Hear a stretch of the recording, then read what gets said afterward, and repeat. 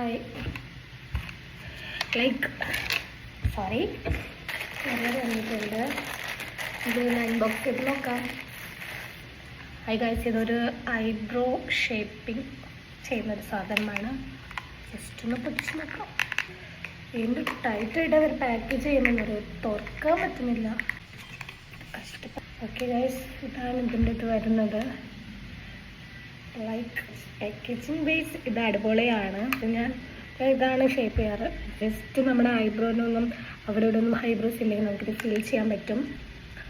Open ചെയ്യുമ്പോൾ ഇങ്ങനെ ആയിരിക്കും ഉണ്ടാവാം.